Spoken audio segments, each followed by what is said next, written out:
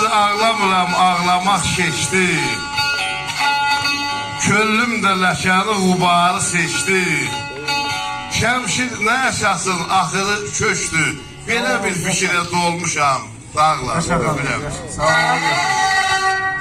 olun. Zəkazı qalan